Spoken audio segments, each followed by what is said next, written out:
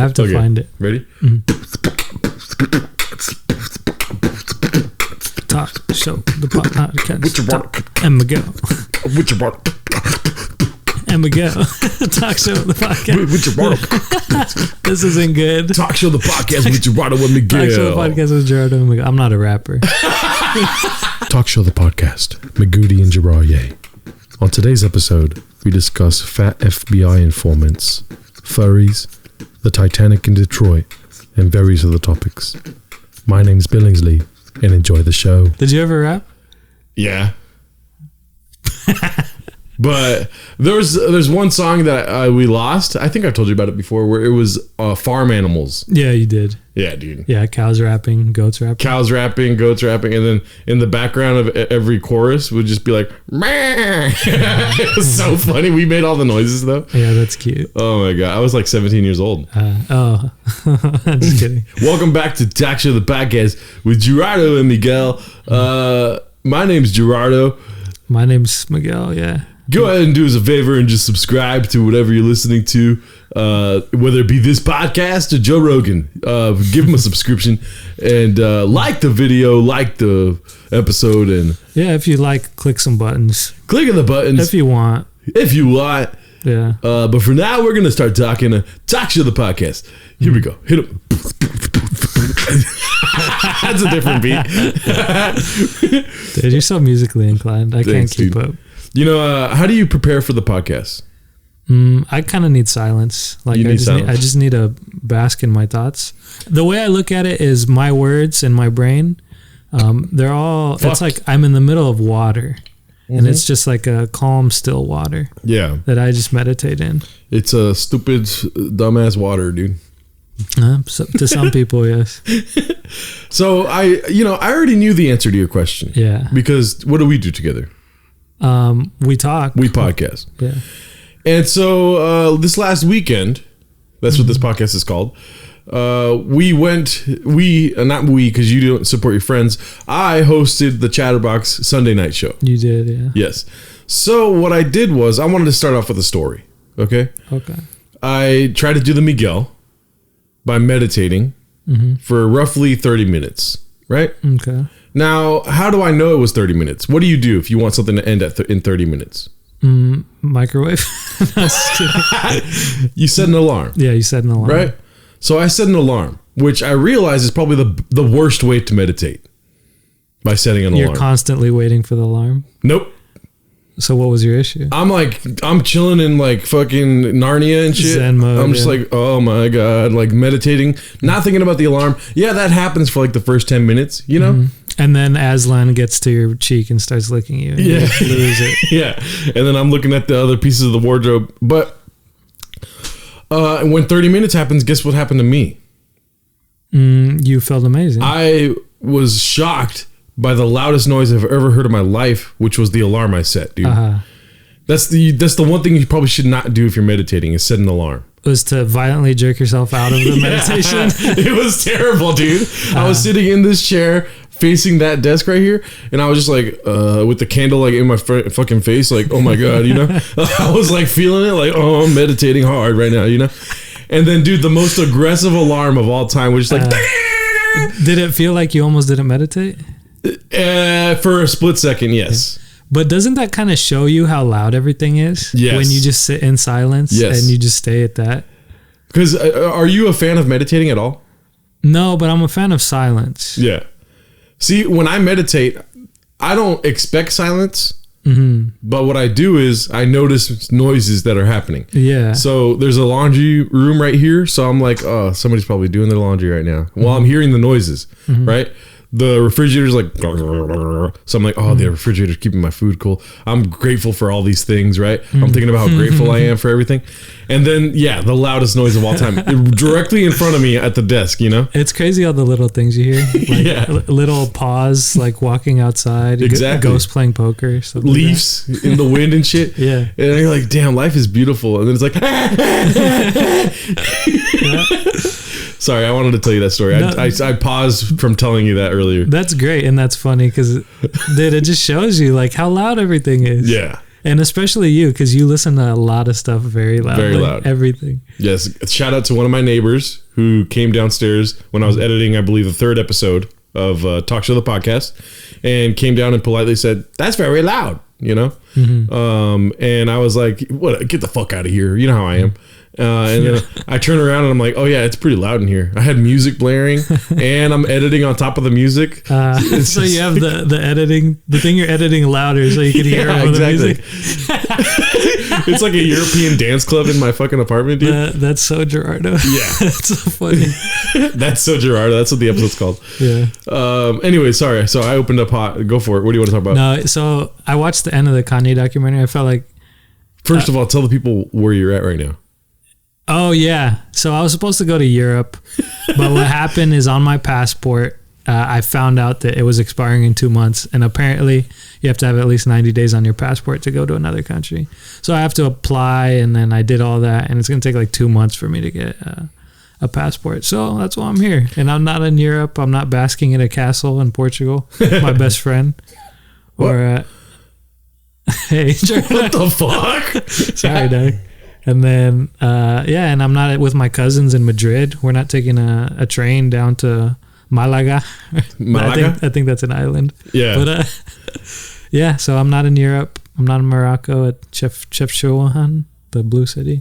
So you guys are seeing this like 2 weeks later, right? Yeah. We released number 8 last night, or this morning. And Patrick Riley, great guest. Another thing we have to address before we get into your Kanye thing. Okay. There was a fucking leaf blower in the Patrick episode. Want to apologize for that. Yeah. He's not paid for or supported by Talk Show the Podcast. He's just doing his thing, and it's at the wrong times. You know what's sad is, so the leaf blower was outside. Yeah. And you kind of understand Squidward a little bit, because he hated when SpongeBob was playing with that leaf blower. Yeah. And so we were kind of some Squidwards that day. A little bit. He was probably very happy blowing a leaf. And if I forgot to edit out some of the leaf blowing, I'm sorry. Yeah, it's all good. Yeah. I don't think it's a big deal. People have already contacted me, even though the episode hasn't come out yet. They've already contacted me saying Patrick's complaining about these leaf blowing people at your apartment, and I just wanted to be in front of it, right? Yeah, that's smart. The FBI contacted you, right? Yeah, the FBI contacted me. Yeah. They said it was a Travis Scott. I don't know what Travity. A Travity. My bad. I shouldn't have brought up the FBI. No, There's nowhere to go with that. I'm like, Anyway, so go for it, Kanye. So now that we got the homework, what is it called? The cleaning house or something. Okay, keep going. House cleaning. Like we had talked about the Kanye doc a little bit, and then so now I saw the end of the Kanye doc, right? And so it was a great documentary, but one thing I kind of started to notice is like Migoodie would like start trying to give Kanye advice. Yeah. And Kanye you could obviously tell he hated that Migoodie was trying to give him like life advice. Yeah. Like as Kanye is sitting there listening to it, he's just looking the other way, like blank face, like wishing Migoodie would shut up. And then I was just thinking about like, because Migoodie's trying to give him advice about being happy, not about... The leaf blower's back, dude.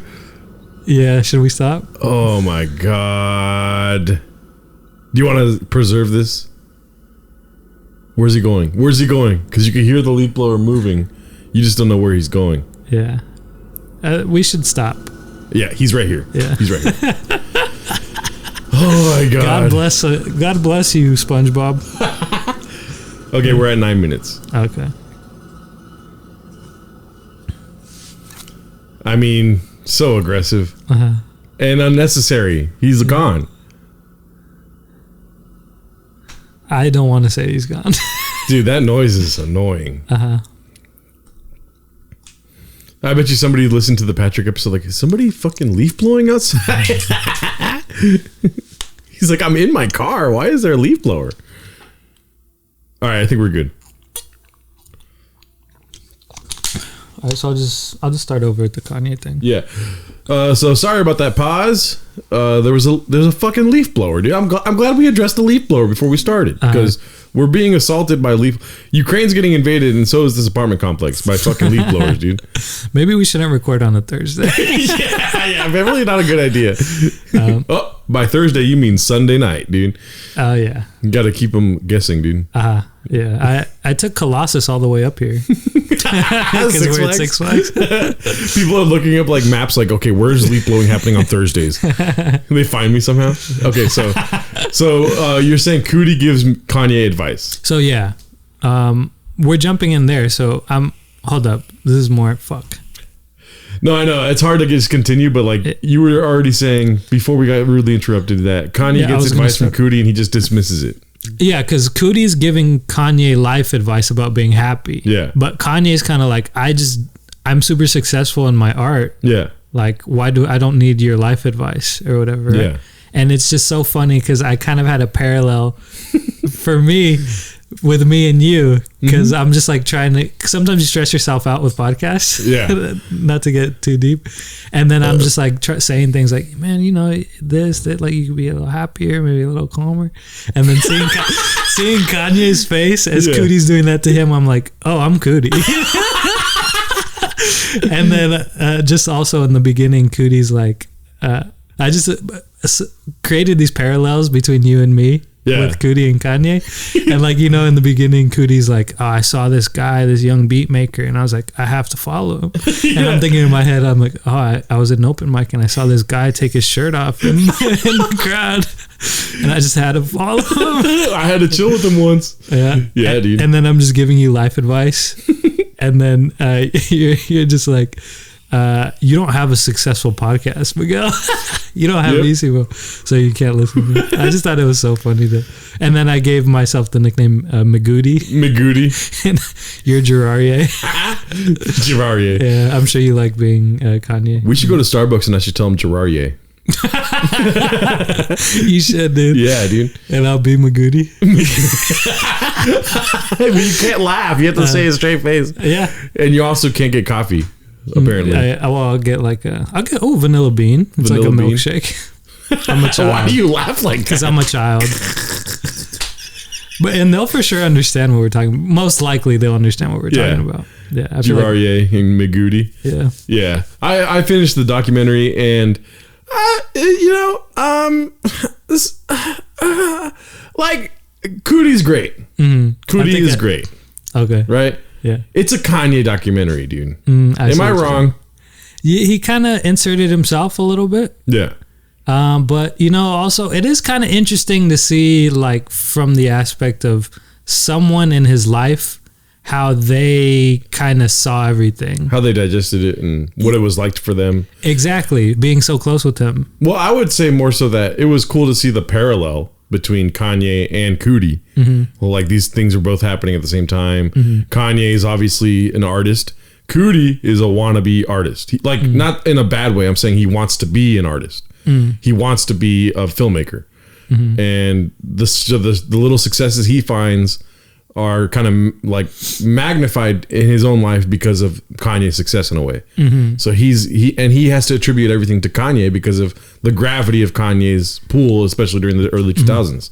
I mean, and from working with Kanye, he started to get other, from what it said, like he started working on other music videos. Yeah, the gravity of Kanye's, presence, like just because he did Through the Wire, which if you watch now, dude, is a shitty ass music video comparatively, right? Yeah, it's great. I love the music video. I understand what you're saying, but for then in that time, it's like something new, something different. But it does, looking back, seem kind of like a 2002 kind of thing.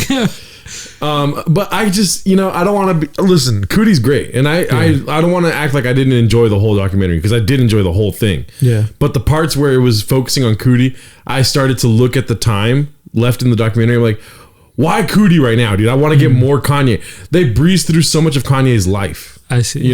Well, I think some of that was because there was like chunks of Cootie knowing Kanye where Kanye didn't talk with Cootie. Yeah. So it was kind of like giving you like, well, I just kind of did my own thing. This was my own thing for a little bit. And then let's jump back to Kanye instead of just being like a straight up jump cut from this point of talking to Kanye to this point. So I just want to amend it by saying that, like, yes, I enjoyed the documentary, but as a Kanye fan, I'm sitting here thinking like, This isn't Kanye. This isn't a Kanye documentary. 100%. I'm enjoying this, but when are we going to get this other Kanye documentary? What was interesting to me is like how in the end it just became like, if the end was a bow on it, it was like, oh, I just watched a Christian documentary. Yeah, because he started praying. Yeah. And then it just felt like, just something I might see, like where like the cool priest is like trying to connect with the kids. Yeah. And it shows like a cool rapper story. Yeah. And then pray at the end. Yeah. I mean, I don't know. Which I'm not against, but it was just funny. Yeah. I want to get a stem player, dude. I don't know what that is. You don't know what the stem player is? You haven't seen all these videos online of the stem player? No. What is that? The Kanye, the new album Kanye made, he put it on a stem player. Okay. And you can adjust all different levels of like the synthesizers, the drums, the vocals. And so there was this company that made this thing called the stem player. And Kanye loved it and he bought the company out. Okay. And then he put out Donda 2, but the only way you can get Donda 2 is by buying a stem player. Oh. So there's a button in the center that plays the song. So you push play, and if all the 4 lines are up, then you're hearing the whole song. But you can remix the song however you want by like cutting out the drums, bringing them back in. It's amazing. That's pretty cool. Kizzle, let's pray. Oh my god, that's pretty downright cool, dude. Let's pray. Amen. Amen, dude. Stem player. Amen. God, thank you for giving us hip hop. Amen. That's so funny. Yeah. Yeah. So I want to get a stem player real bad, dude. Is that why people are saying it costs $200 to listen to his? Yes. Okay, so it's not a straight up, I'm buying this music. It's this thing. You could upload other songs to it and do it? Yes. Okay. There's an auxiliary port. I don't know if it's Bluetooth or not, which is my main question. If it is or not. Sorry, the scams, dude. But I know that you can charge it obviously through a USB connection and maybe plug it into your computer through a USB connection. Do they call it a root that you charge it with? You stupid. Do you plug it into the ground? It charges off the earth, dude. What was another thing I wanted to talk about? Oh my god. Furries? Oh yeah, the furry thing. You want to do the furry thing right now? I mean, I don't know what you want to say. I'm just going with the flow of I want you to how listen. you wanted to talk so to us. if you guys don't know, I'm pretty sure you guys do know, I have a podcast called Isimo. Listen to it. Everyone else is. But that's his Through the Wire. Yeah, it's Isimo. That's his graduation or whatever his first album was. I forget. College Dropout. Yeah. And I just have my camcorder. So this is we have a voicemail line, right? Where you can leave us a voicemail. You get fans call you. Yes. And this one was hilarious because of the situation this person's in. And I just heard this morning, so I'll probably do it on Isimo too, but I wanted to show you this. Okay. Ready? So if you listen to Isimo, this is... Oh, no, you won't hear this yet. Not yet. Yeah. Like, we have fucking 50 voicemails that we haven't touched yet. Okay. But this one just came in not too long ago. Hey, what's up, guys? First off, big fan, huge fan. Oh, I fucking love you guys. Got me through some... That's all it is. Some shit times. Speaking of shit times, I just broke up with my girlfriend on Valentine's Day because on Valentine's Day, she came out to me as a furry, which, like, I can get behind that objectively, but I'm just not in, like, the right place for that shit right now. I'm not in the right place. So my question is... He's not in a suit. Like, am I the dick here? Like, am I a huge douchebag? Like, there's some other reasons. Like, it was a bad relationship. She was like really codependent, and it wasn't good for either of us. And like I mentioned, she's a furry. Yeah, that's my question. Am I the dick here? Am I the dick here? So yeah, thank you, whoever that was, because I laughed very hard this morning. That is funny. First things first, because there's a lot of these. Is he a troll? Who knows? Who cares? Let's look at it as a real thing. I care because, first of all, if he's not a troll, then he's calling about something that is real, which doesn't make sense to me, because furries don't exist. I mean, they do. When you're asleep, there's people in costumes outside your apartment walking around. That's when they come out. Second of all, and listen, I'm not looking for facts here, all right? Furries, sexually driven, or do they just want to be furry? I could not answer that for you, Gerardo. Yeah. Sadly. But when you hear furry, do you think sex with people in costumes, or do you think people in costumes? I think sex with people in costume. That's what I think. Because, okay, if that is you, Yeah. every human being wants to have sex. So that's just the connection. You know, if you feel connected to being in that suit, Yeah. there's sex going to be involved with that as well. I'm going to quote you on that. There's sex that's going to be involved in that as well. Yeah, or however you said it. If you're a human being. Yeah. That's hilarious, dude. First of all, okay, so listen. If she came out as a furry, so she was doing this on the down low, right? That's what came out implies, right? I don't know. What do you think? Is he being a dick? I don't think he is. Because it's like, if that's what she's into sexually and he's not into it sexually, and being sexual is a big part of the relationship, like, that makes sense. Because, like, she might feel weird or guilt about it if she knows he's not into it. Maybe he's trying to get into it for her, but it's just, like, not his thing. So there's just, like, kind of a disconnect and a pretty big thing, you know? I don't think he's the bad guy, but it's not a nice feeling for her. Yeah. You know? Yeah, I don't think he's being a dick. Yeah. I think in asking if he's being a dick, then he probably did something dickish, right? Yeah, probably. That he's not willing to, like, really put out there or anything. Maybe. Like, fuck you, you furry bitch, or something like that. Don't say that. Be nice about it if you're going to break up with him, right? I'm not here to give up advice, but it's just like, it boggles the mind, dog. Yeah. Furry to begin with. Just anyone saying that they're a furry, right? If anyone is a furry that we know, who is it? Kyle Gridley, dude. I wonder what mean thing you could say to a furry that is not a mean thing you could say to somebody else. Like maybe he was like, "You're nothing like a deer," you know. And to her, that's the hardest thing to hear. Yeah. Like to her, that's "I never loved you." Yeah, you know? Yeah. Because that's maybe she feels like she's a deer. Now let's address the elephant in the room. My love for Sonic the Hedgehog. Okay, right? It's borderline furry. It's borderline furry. Well, no, because you're not actually dressing up as Sonic. I don't know, but I don't know. The idea of being in a Sonic outfit and my girlfriend being dressed up as Tails and me doing it, you know what I'm saying? Oh, just kidding. But you're not a furry. hey, but I'm not saying it's wrong or good, right. I'm just saying, like, let's try it out, see what happens. Yeah, you're just like, it's not an animal thing, it's a Sonic thing. It's a Sonic thing. I'm a Sonny. Stupid. Would you dress up as an animal if your girlfriend wanted you to? You love her. I think, but see, where I come to answer his question is like, do you like this girl? Like, yeah, is this something you guys can laugh about? That because it's hilarious, right? It's fucking funny, dude. So I feel like there's something, like he said in the voicemail, that there's codependence issues. Yeah, all these other things are coming to light, which in my mind, he is being a dick by not really making it about those things. And it's like the furry was the twig that snapped the camel's back or whatever they say. Right? Yeah, I'm sure he loved it when she was codependent and wanted him to suck his dick all the time. But as soon as that's she was what like, codependent is to you.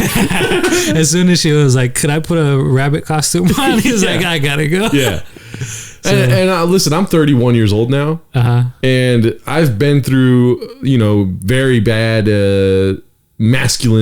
toxic masculinity phases of myself. Okay. And I decided to stop that the year before the pandemic. Okay. And so, like, I was like, I'm not gonna like go fucking around anymore. I'm gonna try to find a girl that I'm gonna, I want to be with, right? Yeah. And so I did that, and then the girl that I found was this girl. It starts with an M. I forget her name, but there was 3 M's. That's why her name was like 3 different names with M's. Okay. Like, and she was, I think I told you about this, the Teethies girl, right? Oh, we talked about it last episode. What's it called? She was very codependent. And when I saw that, that's why I ended the relationship. Yeah. So, and you didn't make it about the teethies when you broke up with exactly. her. You did the right thing. Yes. Yeah. But the teethies did play a role in that. Just like the furry probably. But the furry is the thing that set him over the edge. Yeah. If she wants to dress up like a bunny and pretend it's a carrot. Maybe the teethies fits in that situation. That's hilarious. But what I'm trying to say is, like, I think that the guy's the problem here, right? If you have an issue with being codependent, then you should end the relationship if she is codependent, right? Yeah. That's the truth. Maybe she was just very attractive and he just couldn't do it. That's true too, but I don't see things that way. Yeah. I mean, it's just whatever he really thinks about it. So I agree with you. Like he should have made it about being codependent. And he would have never found out she was a furry, dude. Now he's going around to different podcasts, leaving voicemails saying his ex is a furry. He didn't give a last name, right? No, he didn't give a first name either. Oh, okay. So perfect. Perfect. Yeah. Anyways, was that good? I thought that was hilarious. Yeah, that's pretty funny, dude. And on Valentine's Day too, like if that's like, listen, this is why I think it's a troll. Like we just released a Valentine's Day episode. Like, oh yeah, I happened to break up with my girlfriend on Valentine's Day. By the way, she's a furry. Am I being a dick? Right? Yeah, maybe. There's two sides to every story. If you're the furry, call the hotline and we'll put you on the podcast. Miguel leaves a voicemail as a girl. But no, you're right. But at the same time, it's like, who cares about if what he said is true or not? Just imagining that scenario. How would it be? Like, that's interesting enough. Yeah. Even if it is a troll. Yeah. I mean, I don't know, like, even trolling, it's like, I believe this thing about you. You got me? Like, now I just think this thing of you. It's like, I mean, you tricked me, I guess. That gives you some sort of satisfaction. Okay. Yeah. I don't think about you again. You know what I mean? Yeah. It's like, now you just put out this thing about you that's not true. But I guess that could be kind of funny to people. Yeah. Yeah. So. Fucking troll. I feel like it's a troll. Maybe. But the scenario is funny. Yeah, hilarious. Yeah. What else did you want to talk about? So I've had it before where like someone cleans something for me in my room. Shout out my girlfriend.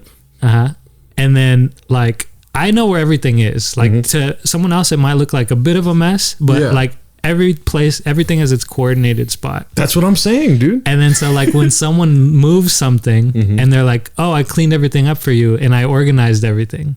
It's like, you organized it for yourself. Yeah. You know where my stuff is in my room. I have no clue. Yeah. You know? And so like I appreciate them cleaning it up, but it is a little frustration because it's like, I know where this thing is. Now I have to look for it. Yeah. You added stress that I didn't have, even though you cleaned this part of my room or whatever. Yes. Right? So you're on my side. Like reorganizing for somebody else is not helping. Well, let's address the elephant in the room again. Okay. My room is a fucking mess, dude. Right? But I do know where everything kind of is. Yeah. You know? So me and my girlfriend love cooking with each other once a week. We did it last night, the pastrami sandwiches. Check out. Oh, what? Sorry. I just realized I forgot my dinner. Oh, in Rancho? Yeah. So we cook with each other once a week at least.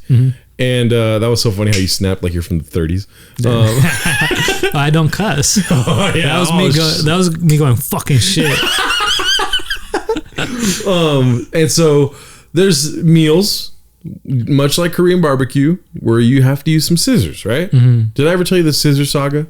No. Oh, yeah, you did. Yes. I have 2 pairs of scissors in my apartment. Where are they? I think one of them's right here on my desk.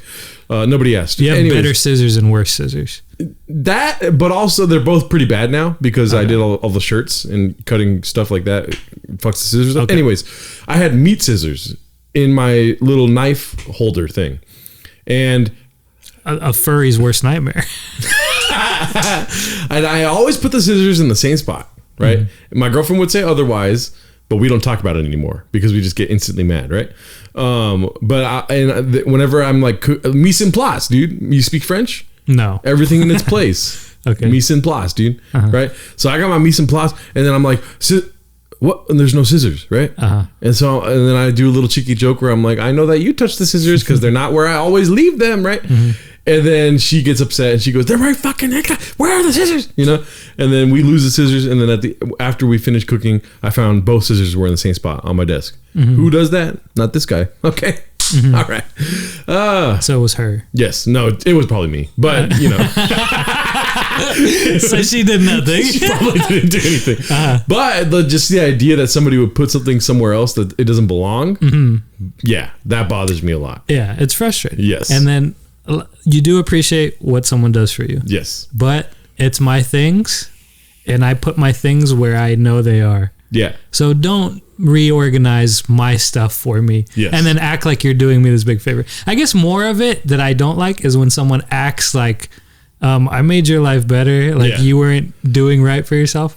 When it's just that, like, they think they did something for me and they think I wasn't doing what I needed for myself. So they make my life more difficult and then say, you're welcome. You needed me. You know what I mean? Yeah. It's more of that. But I will say I disagree with you on one point where I don't mind if somebody helps out, cleaning out. For sure. Cleaning up. If I'm there and I know and they ask, hey, is it cool? Should I put this here? Okay. I'll go even a step further if they take the initiative to like clean stuff here, right? And then they just tell me like, oh, I put that there, this there, right? Boom. There you go. We don't need permission now. All you need to do is be like, hey, by the way, your fucking anal beads, are behind your bed, you know? Or whatever, right? Yeah. You look behind my bed, you're like, he wasn't joking, dude. But you know, like stuff just goes where it goes, right? Yeah. No, I 100% agree with that. It's, I guess, the surprise of it and then the you're welcome. Yeah. When it's really like, no. Dude, when I used to live with my parents, I think I told you about this and you thought it was cute and funny, you fucking bitch. Maybe I did. What's it called? Oh, when your mom took your anal beads and put it on the counter? No, that was private, dog. Oh, my bad. No, my brother fucking stole my TV remote, right? Ooh, go ahead. And it was Christmas time. And then as a surprise gift, it's like a bunch of fucking newspaper, and then at the bottom is my TV controller. And like now I feel like I'm in the Truman Show where everyone's laughing and they know about this fucking controller being gone. And I'm like, you guys don't understand the hell I went through trying to find this thing, dude. Infuriating. And everyone's like laughing like it's the best thing of all time. Gerardo. And then my brother's like, got you, you know? Yeah, dude. We have a similar experience, a shared experience. I feel like Gerardo. you told me this. Yeah. So it gets hot where I live, right? Summer was starting.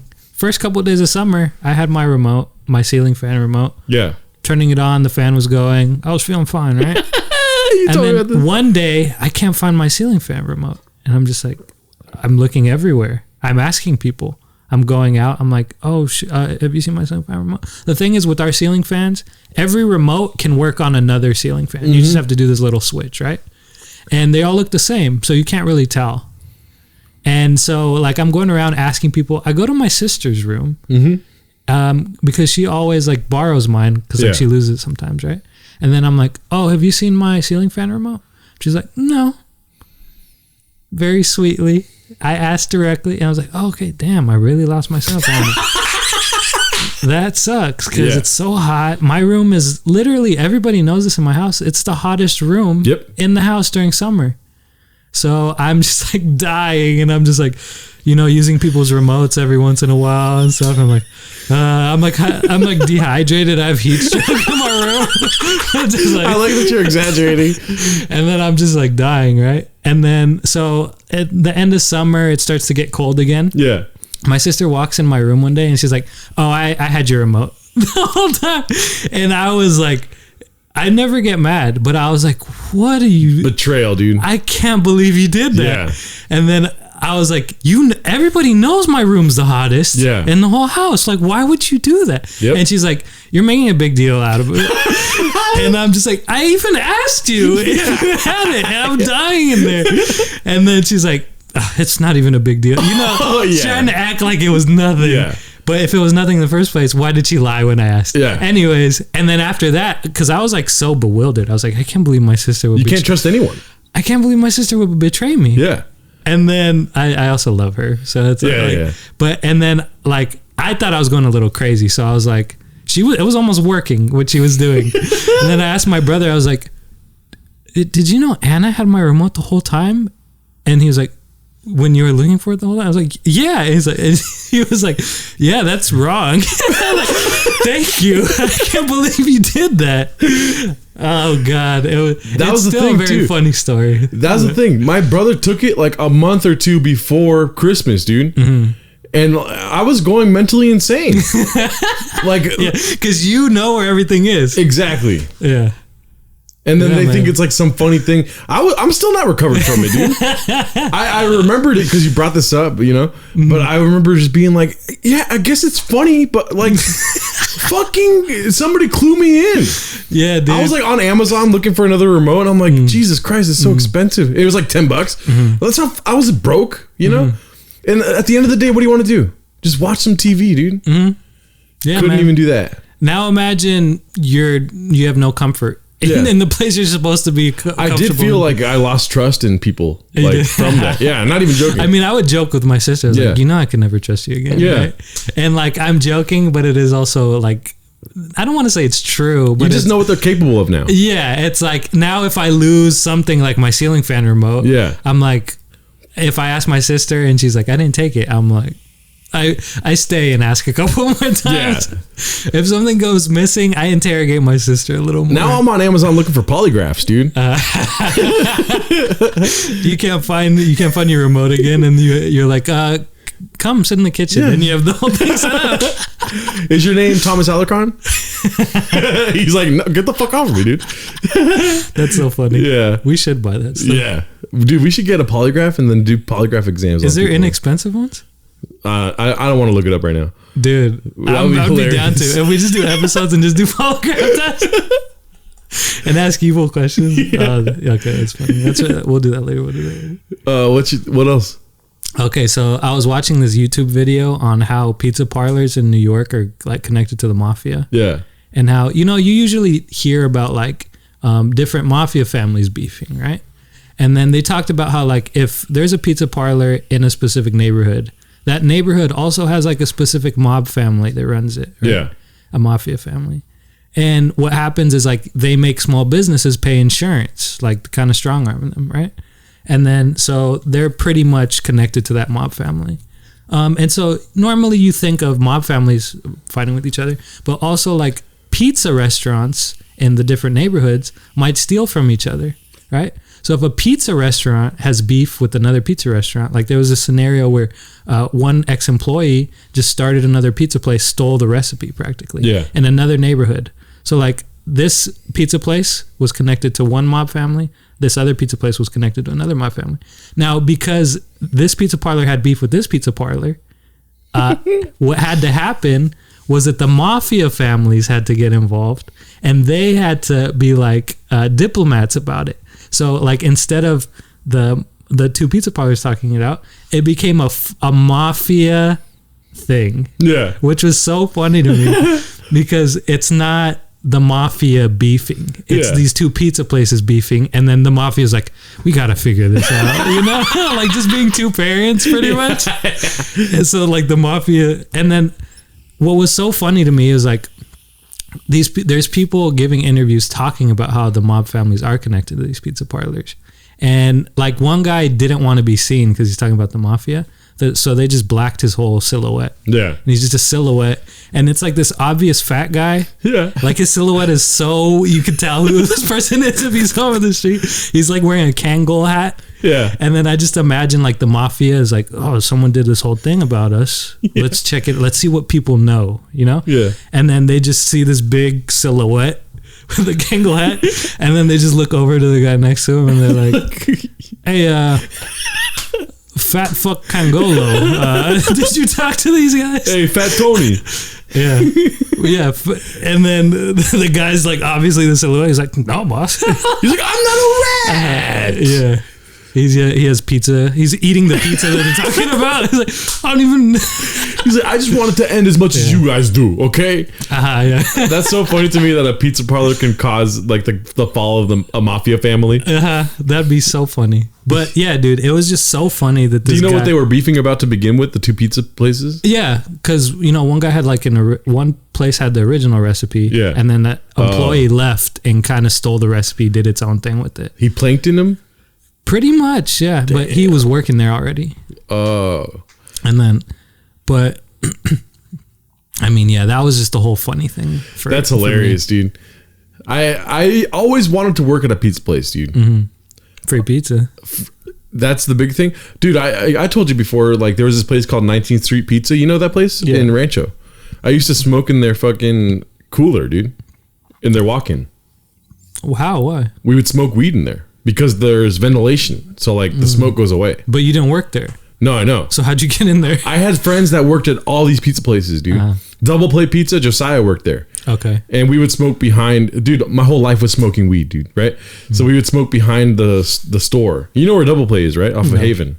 Haven and Banyan. Okay. And then 19th Street Pizza is off of Archibald and 19th. And if you want to take the Isimo Gerardo tour, just go to all these pizza places that Gerardo smoked at. And then Amici's, you know where Amici's is at? No. Is off of Vineyard and Foothill.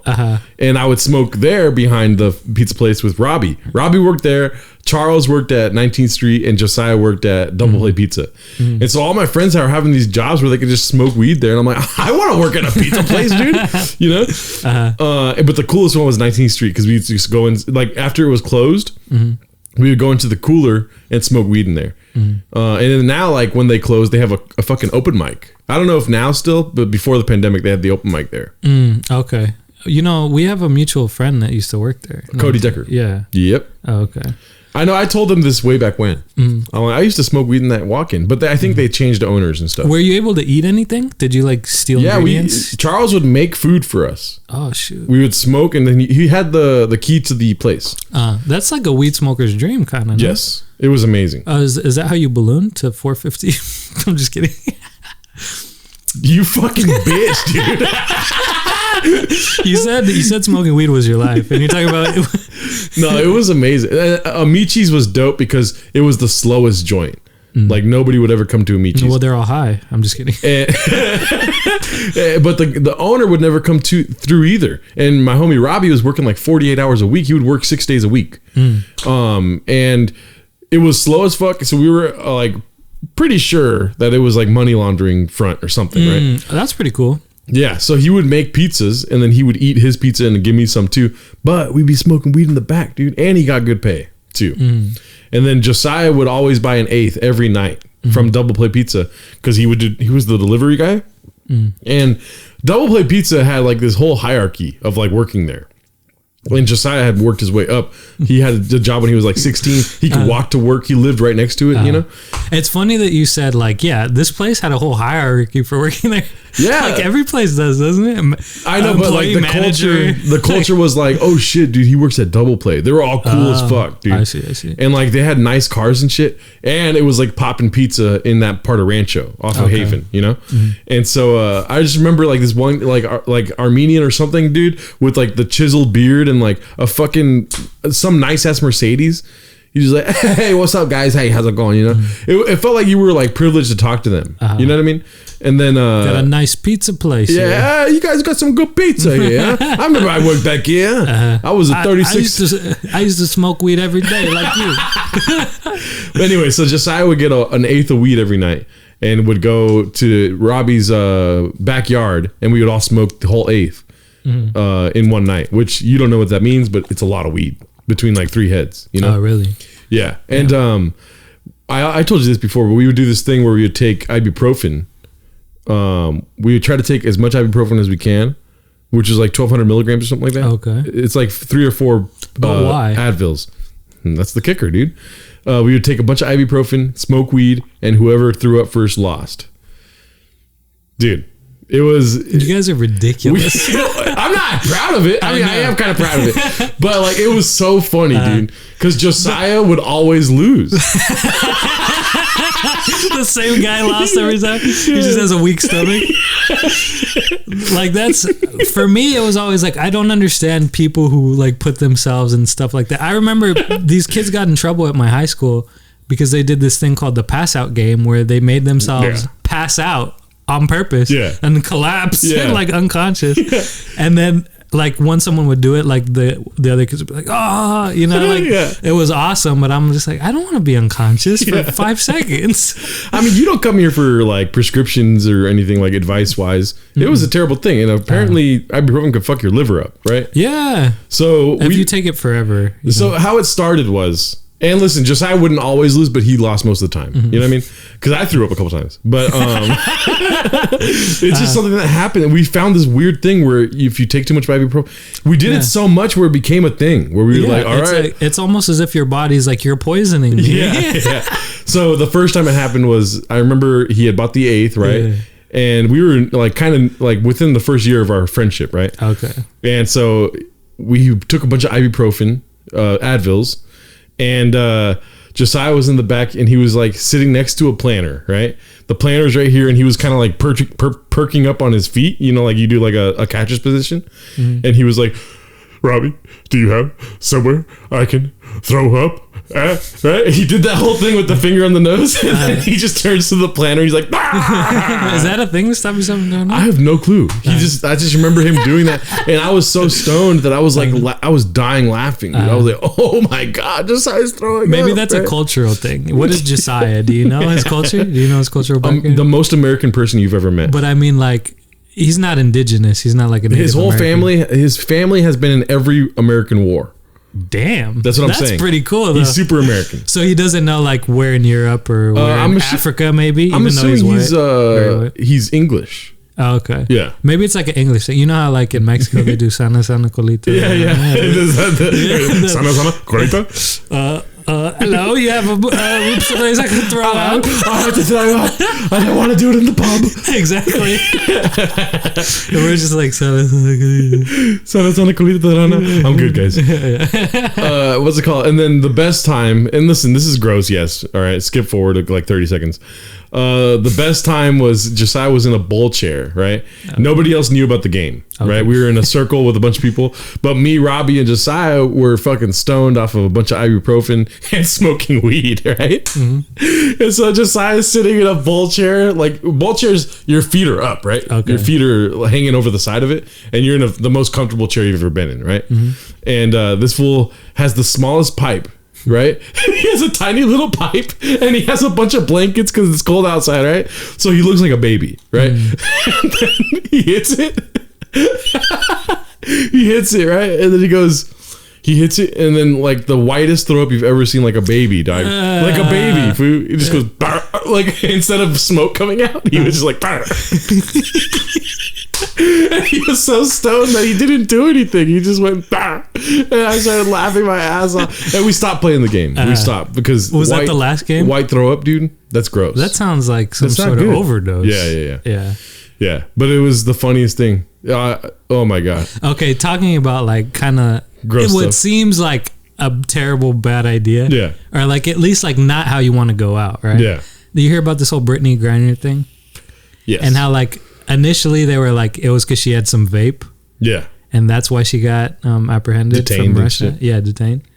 And then I was just thinking, you as someone who's hopelessly addicted to vape, could you imagine you're in a country that started a war? Yeah.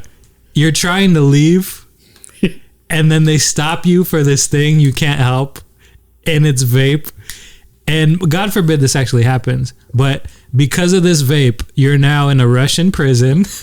Jesus Christ. You're like tortured. Let's say they kill you, and the whole time it's like over this vape that you could have just like left. Yeah. And just been like, I'll buy more vape when I get home, instead of trying to practically kind of smuggle. Yeah. Even though I know that's not her thinking, but first of all, it was a weed vape. Yeah. Yeah. That's what I found out. And second of all, I'm a fan of smoking weed, not the vaping of it.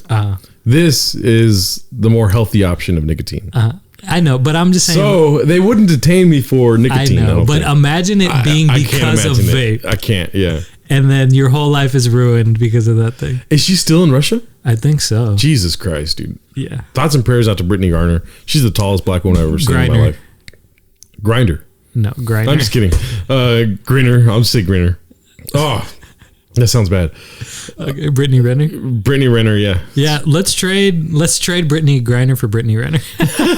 You know who Brittany Renner is, right? No. Okay. Is it Jeremy She's Renner's? Like this girl who's kind of famous for being a hoe, kind of. Oh, shit. And like the big thing is like she got pregnant by a pro athlete and then like divorced him, kind of thing. And like everyone, like she was even quoted as saying, I think in a book or something, she was like, "Oh, athletes are the dumbest to get with. Like they're so dumb. Like you could get a baby with them, You got your payday. She said that before she got with this kid. He's way younger too. He's like 20. Jesus and she's Christ. like 28 or something, like 30, something like that. And so like everybody kind of hates her a little bit. And that's why I said let's trade Brittany Renner for Brittany Griner. It's so upsetting, dude. Yeah. Because I would do that in a heartbeat. Imagine if podcasts got you detained. Yeah, I mean, but that's just not like it would be ridiculous. Yeah, that's even more ridiculous. You can make the connection. Like, first of all, like you were saying, why doesn't she just throw it away and get some more in the USA? Yeah, goes back to like we don't pay our women athletes enough, dude. I'll say it. Yeah, I'm more saying like. So I'm not focusing on that. I just stop and I'm like woke as fuck, letting you talk your way out of it. I'm trying to be like, no, they shouldn't have more pay. No, I'm just kidding. But they can't dunk. I guess more what I'm talking about is imagine this small thing that isn't worth your whole life. Yeah. Ends up being why your whole life is ruined. Yeah. And having to live with that. Yeah. Is something that I could not imagine being part of. I hate. Because when I saw the story, I was like, "This fucking sucks." Yeah, because it's terrible. I would hate to be the fucking example. Like she's being made an example of. Yeah, America. This ain't America, baby, and we're gonna hold you because you have a name. You know, fuck, dude. Yeah, like if they could have got Tom Hanks on that shit, they would be like, "Oh, we're gonna kill Tom Hanks." You know what I mean? Yeah. I think Brittany Griner. I think she's lucky for being, kind of not top tier. Celebrity. Okay. Because they can kind of like it's like a little bit of tug of war, and then she'll eventually be released. But if it was something bigger, World War III, dude, like Brad Pitt in Russia with the vape. Oh, we have to save our sexiest. I'll join the army for Brad Pitt. Yeah. We're here to get you. Woman enlistment goes up like 1,000,000%. Yeah, dude. That's hilarious. So I had already told you about this. I want to talk about, so we do this frequently. This is the food delivery section of the podcast. Okay. Because we both do what for a living? Deliver food. Suck the dick of the wealthy, right? They give me $20 sometimes. They take care of you. So, yeah. I've been getting a lot of bigger tips recently. Anyways, what I want to talk about is this gentleman that is invading my territory, dude. And I've told you about this. Yeah, trying to create camaraderie with you. You're wrong. You're wrong. Because you see it that way, but that's not what it is. So the first time I ran into this guy, let me just describe his car. Okay. He has a white Toyota Sienna, the minivan mafia, right? And the rear view mirrors, the side mirrors of his car have 13 different mirrors like soldered on to the main mirror. So it looks like a spaceship, right? He has these fake fucking whatever plastered things on the side of the minivan that make it look like a spaceship, right? Like a fucking dirty Millennium Falcon. That'd be funny. Like it's a literal alien. You don't notice because he I wouldn't be surprised, dude. And he's like green and small and tiny, and you're like, I hate this guy's car. And he has DoorDash in red ink on the sides and on the back. And on the back it says DoorDash, Uber Eats, Postmates. Not the logos that DoorDash provides. It's just him stenciling something and spray painting it, right? It's his set. He reps it hard, dude. Yeah. And even like a fake fucking dude on a bicycle for Postmates where he just like stenciled that too. It's just like especially smoking weed or whatever because this guy's a pothead. He definitely smokes weed. First of all, yeah, I'm saying the stencil he made of the Postmates guy. And he's probably smokes weed in the van. I'm not, not going to be reaching here, but he probably has weed plants in there. Yes, growing. It's a disgusting van, and I ran into this guy 4 times now. The 2 of those times I had the pleasure of not speaking to him, but every time I see the van, I'm like, Jesus Christ, this guy is out here, right in my fucking area. First of all, and so the first time I seen him, I was at Jollibee. You know Jollibee, right? Yeah, the Filipino food place. Yeah. I was going to say Filipino, but just as a joke. But it is actually Filipino? I think so, yeah. Anyways, I go to the Jollibee, and I have like a $20 order. I start talking weird. It's a $20 order. Payday, right? Big order. I'm taking it. Jollibee takes for fucking ever. especially in this area because it's like an Asian KFC, really. As far as like the clientele, you see, it's a lot of Asians that go there. It's a very popular fast food place, especially in this area because I live with a lot of Asians. Yes, right? So, but I think that's important because this guy, you know, he's at the Jollibee waiting for an order. Right, he goes inside to get a drink as I'm going in to get my order. Right, I pick up my order and he taps me on the shoulder and he goes, "I've been here for 20 minutes. I haven't got an order yet. You got an order? How much is it? How much is it? Huh?" Oh, okay, that's how he opens up. That's aggressive. Yes. And I said, "Oh, that sucks." Touched you. And I was like, I don't even know you, right? And he goes, "You do DoorDash, right?" I was like, "I don't even know, dude." And that's just how I get out of and then I get in my car, "Have a good day, later, bye." And I in my Batmobile. And then and then I have my favorite place to pick up orders, PetSmart, dude. PetSmart gives you like 7 orders and they're all at least $15, which is big old payday in like 30 minutes or less, right? So I'm walking in. I only got 2 orders this time. It's only $25 total, right? This is all my information, dude. You don't even fucking know my shit, right? Mm-hmm. And so I go in there and I notice the guy behind me and I'm like, he looks familiar. You know, people look familiar all the time, right? Yeah. But you don't really pay much mind. And then, so I'm getting there. The lady's helping me out, and he's trying to get the lady's attention by saying like, "Henry, I got Henry," and she's already helping me out. She's like, "Sir, I help one person at a time, please," you know, kind of thing. Whatever she says, I forget. Yeah. And then she goes to get the other order. It's in the refrigerator, and he comes up to me and he goes, "Hey, so how much are you making off 2 orders, right?" No, hey though. How much are you making off 2 orders? I said, "I don't know, dude." And then, because that's my response. I don't give a fuck what people want to know. You're not trying to continue the conversation. Yeah. And he goes, "Oh, yeah, I got DoorDash. You on DoorDash?" Right? I was like, "I don't know." And he sees me and he's like, "The fuck? I don't know, dude." Right? And then I just turned around and I get the order and I get going. And when I walk out, I see the van, dude. And I'm like, "Oh, this fucking guy, dude." I'm all for community. But, okay. Yeah, 100% I agree. Like, you know, it's annoying. But also, like, I do see how you get into spats because you just being like, "I don't know," is an obvious, like, it's in a way it's saying like, "Fuck you, I don't want to talk to you," right? So like the eyes you just gave me as you were being him, it seems like he's giving you crazy eyes now. Yes.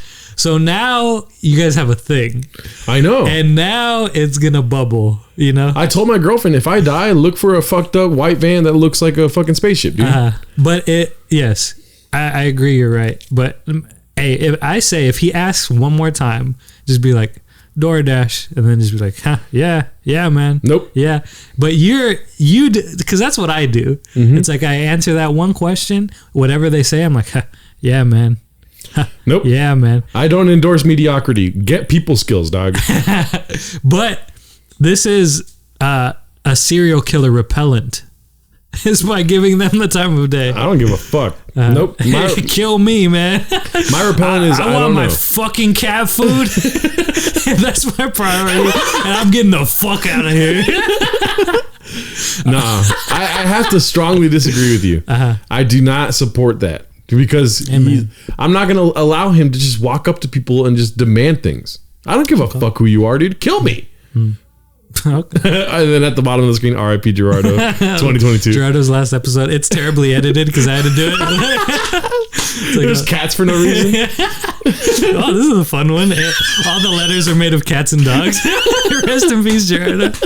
Oh, because pets my. That's so funny. Anyways, so if I do die, it's some dude that drives around a Millennium Falcon looking white van, part of the minivan mafia, probably proudly represents the minivan mafia. Yeah, I'm gonna be at the funeral. I'm gonna get a tap on my shoulder and be like, "How much do you think he's gonna be like? How much do you think he made in this last week doing DoorDash?" I'm like, "Yeah, man, I don't know." You say I don't know. Yeah, and he'll be like, "You do DoorDash, Uber Eats?" And then I see the van, like, Uber Eats. I tell him. I think it's also hilarious if I answer I don't know, because like you're thinking about a serial killer, but think about a regular person. He's probably like, Jesus Christ, this guy doesn't even know what he's doing. You know? Yeah. But from the crazy eyes you gave me when you're acting as him, he stared at me, dude, and he had a mask on. Have you been delivering food without a mask? Yeah. Same, dude. But it depends where I go. It's so freeing. It depends where I go. Dude, yesterday I did. Like if they ask me to have a mask on, I'll put a mask on. I did 17 orders yesterday, realizing I didn't have my mask. And listen, before this, I was doing all my deliveries with the mask, even after the mask mandate was over and stuff. 17 orders yesterday, no mask all day. So I was just like, let's just see what happens, right? Not a single person asked me to put a mask on. The mandate's over. Yeah. Yeah. But even after the mandate was over, I was still asked to put a mask on. Like I walked in, some different places have different policies. Yeah, so I walked into the Coffee Bean, which I now fully support and endorse. Fuck Starbucks, right? The Coffee Bean's owned by a Mexican. Just kidding, it's not. But, what's it called? White savior. Okay, laugh eventually. So you're just staring at me like, is he losing his mind? Yeah, like what you can say. And I walked in and they were like, well, would you like a mask? And I was like, yeah, fine. So I wore the mask all day that they gave me. But I'm trying to get rid of all my masks, dude. I feel like my apartment would be 40% cleaner if I got rid of all the masks. That's funny. Yeah. What else did you want to talk about? Okay, so I was driving, and I just so happened. I like how I was driving. Well, yeah, it's for the hearing impaired listeners. Constantly in a right turn. Yeah. I was driving. I mean, I guess it's not important. I forget if my brother was driving, if I was driving, but before it was on the Bluetooth, it was on this radio station. Yeah. And we just heard a little bit about what the radio station guy was saying, right? And before I start, I just want to say, I find it funny when like there's one scenario going on and someone's talking about it and they try and equate it to something that's not equal, you know? Because what happened was there was this guy talking on the radio. And I think he was from the hood in Detroit or something, right? And he was just talking about the black struggle a little bit, right? And he was comparing it to Ukraine.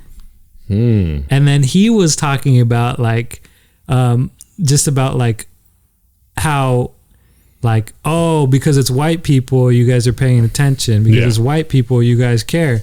He's like, but you go to Detroit, you see Ukraine, you see war every day. You go but you don't say anything then. And it's just like interesting, funny, kind of dumb to equate it to like literally an actual war.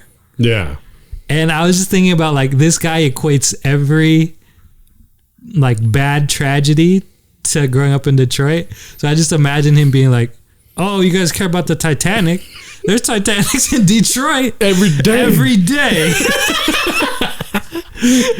It's like that Louis C.K. joke. What? The World Trade Center or 9/11. I don't know. There's like a 9/11 amount of deaths every day. He's like, what if that's a new measurement? Like, you know. Okay, yeah. How many people did you have at your party? A 9/11 amount, you know. But yeah, I just think it's funny if he's like every single thing that happens, he's like, there was a car accident on 95. There's an I-95 every day in Detroit. Like, I mean, it's a different thing. Yes, it's a struggle, but it's not like it's not for you to be like, hey, Ukraine, but my neighborhood. You know what I mean? You know, I find to be interesting is that comedians are able to make everything basically funny, right? I guess, yeah. They try. I tried. When it comes to like, dude, Flint, Michigan, Michigan altogether. It's like just not funny. It's so crazy how it's not funny, right? Because nobody does anything about it, right? Yeah, I mean, there's some charities that do stuff, of course, but it's like not national news that they actually try and focus on helping. Yeah. But then you look at charities, and it's like some charities only donate 5% of the proceeds to the fucking cause. Charities are seedy. Yeah, like there's a lot of seedy charities. It's so funny trying to be a comedian, and you're like, oh, I don't want to hurt anyone's feelings, but like somebody's got to go down if I make fun of this, you know? I don't understand. I don't know. I don't either. I don't understand. It's try to make fun of Detroit, but it's like people die every day, man. I'm not making fun of Detroit. I'm making fun of this guy who's he sees a tragedy and he's like, that's Detroit. You know what I mean? Yeah. Like everything relates to his city, like where he lives. Like something that's not equal. And then imagine Detroit flips around. It's like one of the best cities in the world. He's like, that used to be Detroit, man. Now he's all sad that he can't. He can't make the analogy anymore. Yeah.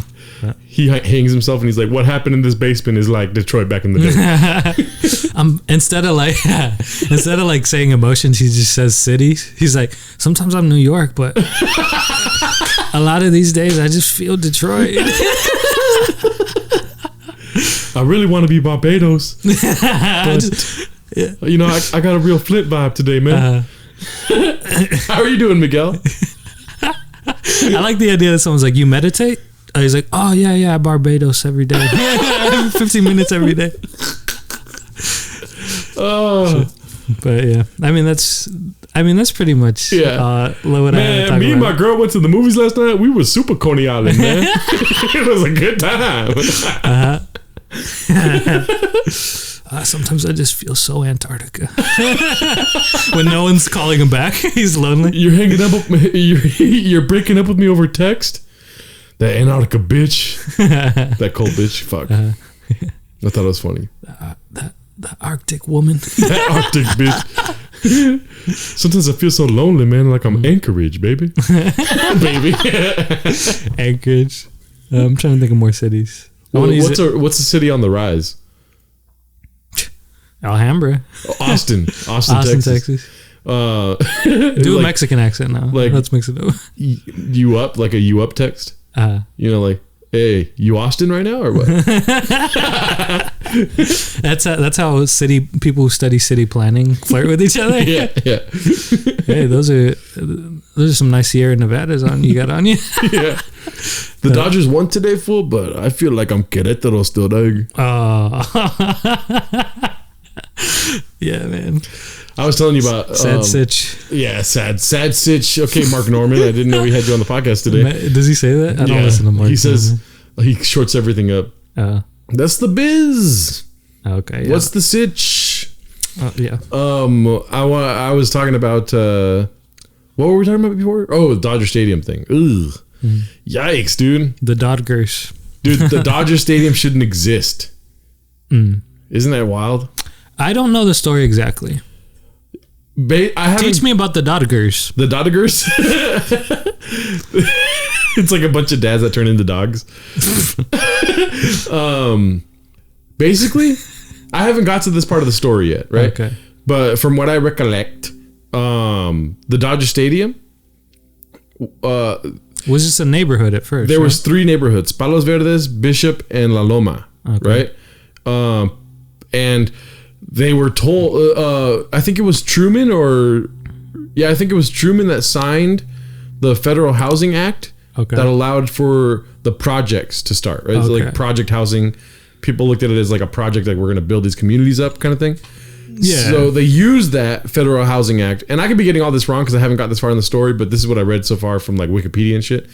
They used the Housing Act to get those 3 little towns to get out of their houses so that they could build these housing projects. So get into more affordable houses to tear everything else down. Yes.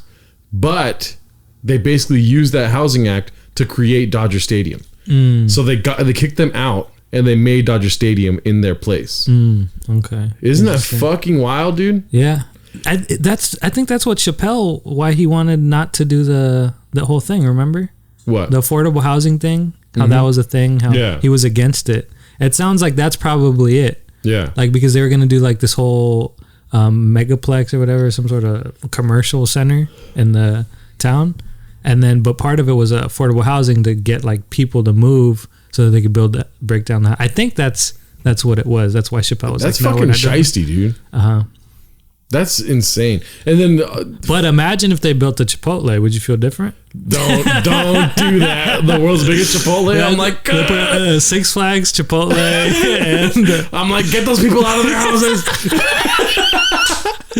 You just show up in Congress with the bill for Chipotle. Chipotle Stadium. And instead of teams playing there, it's you watch people cook in the middle. But the thing about it too is that the people of these 3 this is as far as I got in the book right now. The people of Palos Verdes, Bishop, and La Loma, They created those towns into what they are. The government did not pave the roads, but there was a bunch of like gravel workers and shit that actually made it nice, made it a nice place to go for immigrants that were coming from Mexico. So they would go basically there because that's what, like, you know, hey fool, yeah dog, come on over, dog. Where? Palos Verdes, fool, right? And they come over this way. That's exactly how it And they went renamed it Green Poles. No, so there was like Green Sticks. the reason why it's called Palos Verdes is because that's how you knew you were there. There was a tree with the green root. What is it called? Trunk. Oh, okay. And so that was the Palo Verde. Interesting. Green stick. You know what I do like about Boyle Heights in that area? Is you know how it's all hilly? It's like, I mean, the Aztecs were just in the hills. Yeah. So that's pretty sick. Like now all the Mexicans are back in the hills, but in Boyle Heights in LA. Also, do you know why it's called Chavez Ravine? No. Do you want to take a guess? Was it because of Cesar Chavez? No. Was it because there was a lot of Chavezes? No, yeah, there was an indigenous guy who was looked at as like the leader of the land. Okay. Way back when. His name was, I think, Julian Chavez. Okay. And so they named it Chavez's Ravine. And that was years before basically California was founded. Oh, that's cool. Yeah. So it's called Chavez Ravine for that. I thought it was Cesar Chavez, dude. Well, that's what I assumed because, you know, everything's just Chavez. Anyways, that was our fucking history segment of the podcast. I'm still if trying we're to talking learn. about history, okay, I read this book about how there's accounts of the Aztecs talking about when the Spaniards came over, started killing people. Yeah. They would stab people in the gut, their entrails would fall out, and then they'd try to run away, and then they'd trip on their entrails. You really stuck on that part. Yeah, man, it's so visual when they explained it. It's so trippy. Dude, get this too. History, dog. History's crazy. The book tells a story about, it follows like one old lady, one old ass fucking lady. Just kidding. Go fuck yourself. Just kidding. It follows one old lady that was living there, and like it starts with like the cops knocking on her door and taking her out and taking all the furniture out of the house. That's how it happened when they did the affordable housing thing. Evicting people. Yeah. So, but you follow her life basically, and she had a bunch of kids, like every Mexican woman does. Just kidding, bad joke. But she had a bunch of kids, and one of them was Manuelito or some shit like that, some stupid shit like that. Just kidding. And he was in, I believe it was some sort of like fair, something like that, and he fell from the second story to the first story, right? And he eventually died from his wounds, whatever happened, right? But the government marked it down as tuberculosis. Like they said that he died from tuberculosis. So and they said that he was pronounced dead at the hospital when all accounts were said that he was taken back to Palos Verdes, and they had like the witch doctors try to fix him or whatever. But the government put his death down as tuberculosis in General Hospital. So they wouldn't be liable. No, so that they can count more tuberculosis deaths, just like COVID, like how they're doing with COVID now. Oh, okay. So they marked him down as tuberculosis. What does that have to do with that? It's just they just kept fucking with Mexicans left and right. I don't know. I mean, it doesn't really have to do anything to do with it. I thought it was an interesting story. You talked about entrails, dog. Jesus Christ. That's interesting. No, I mean, it's sad, dude. Like, imagine, I mean, you know, and then on top of that too, if you were wealthy and you died, like, you know, people would take your casket to the gravesite, which was like a very long walk or whatever. I'm an idiot, by the way. But when he died, it was his mom that walked him like a mile inward off the road to have him buried with the casket, dude. Right? Yeah. It's insane. And then on top of all that, all this shit's happening to Mexicans that are trying to make this place nice for Mexicans. And then some fucking rich owner from Brooklyn comes in and just throws everything away and makes Dodger Stadium. Yeah. Anyways. Well, this is the uplifting section. There's no funny part of this. Yeah. But I'm trying to find Mexicans some funny love about Dodgers. That's the fucked up part, dude. They flipped it on us, dog. Damn. Because I mean, I love the Dodgers, fool, but like, let's talk about it, fool. Yeah, you still. I mean, you have more Dodgers stuff than me. Yeah. I mean, yeah, the Dodgers are amazing. Fuck, it's so sad. Anyways, from Six Flags, California. Yeah, man. How do we end on a happy I think note? Colossus is about to leave for my house. Yeah, our Flash Pass is ready for Colossus. Oh, man. Do you ever want to go to Six Flags? Yeah, man. I love Six Flags. Let's go, dude. Let's go. You like roller coasters, right? I do. Let's go right now. I'm down. Yeah. Don't change into clothes. Wear Wear your pajamas. Do you ever... Oh, yeah. You work like that, right? With PJs? Yeah, pretty much. Best thing in the world, dude. You walk into a nice restaurant with sweats on. Oh, yeah. It's a power move. Checkered sweats. Dude. And also, you know what I like doing, too? I like going like this. Yeah, I'm here for Miguel. And then grab the food and go... and wipe my hands all over the food. DoorDash watches this. What like, I do work first. is after I sneeze, I go up to a table and I just grab a napkin. Start rubbing my hands with it. And you stare at them in the eyes. Yeah, they're usually eating too. Yeah. So like, I'm a delivery driver. Sorry. You were telling me that that you have a community of fucking Uber Eats drivers. Oh yeah, because there's this alley where we all hang out by. Because like there's these restaurants that are pretty consistent with like orders, and those restaurants usually have people that give good tips. And you know, like there's a couple of people who figured the system out, and they just hang out there and just wait for those restaurants to ask us. And like, you know, some people try and create community, and they're like, it's this older guy who like tries to start conversations with people. He taps you on the shoulder and he's like, "How much are you making on 2 orders?" And then shut the fuck up. I'm just kidding, but no, like he just tries to be nice, and you know, sometimes it's like, hey, yeah, like it's nice to have that little community, and like I'll try and talk to him when he talks, but like it is more of like a head nod. I acknowledge you're always here. Yeah. You acknowledge I'm always here. I respect your hustle. You respect my hustle. If any more people come, we're gonna find a way to kick them out. Yeah, we've become a gang, in a sense, and I think that's very good for the community. Yeah, Beverly Hills needs a gang, dude. With me as a DoorDasher, fuck you. Just kidding. Because you do Uber Eats now. I talk to people all the time. I want that to be clear. Yeah. Like other delivery drivers, you're always finding yourself with those people, right? And we have conversations, but it usually starts out with like, "Oh, what's up, dude? How's it going?" kind of thing. You know, it's funny because you call me and you're like, "How much did you make?" I know, yeah. Well, I ease my way into it. No, you don't. I call you. I go, "Hey, man, just a friend calling you really quick. How much you make today?" Yeah. And then you sometimes say, "I see what." You sometimes say, "I just want to talk, dude. I don't really want to talk about that." Yeah, let's just talk. Yeah, let's just be friends. I'm mad at this guy for doing that to me. Yeah, exactly. Yeah. I was like, whatever, dude. Jesus Christ, I'm the bad guy. I literally see you the same as you see him, except I'm not negative about it. I'm just talking to my friends like he has a beat up Prius with his like. It's called Batman. Yeah, he has a beat up Prius and he has these little ears on top of his hat. Oh man, yeah, pretty fun episode, dude. Yeah, it was. You know, there's a lot of injustices in the world. That's for sure. I mean, I was infuriated yesterday while listening to this book. It's a great book, Stealing Home, for all the listeners out there. Stealing Home, right? Eric Nussbaum is a great book. You should listen to Broken Spears. It's like kind of a history. Offer other books when I like let that one sit for a little bit. I did let it sit. Go for it. Broken Spears is a good book on the account. Written by who? I have no idea. Wow. So you just like the information, you don't like the people that give it to you, I just focus on the content, and then afterwards I'm like, I appreciate this author. And so I haven't got to the point where... You haven't got to the author's name yet. Yeah.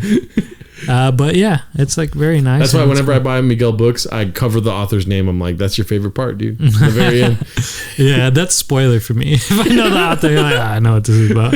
I know this guy. Yeah. Sigmund Freud, I'm like, it's all about fucking your mom or whatever. Stephen King, that's why I was scared the whole time. Glasses. Glasses.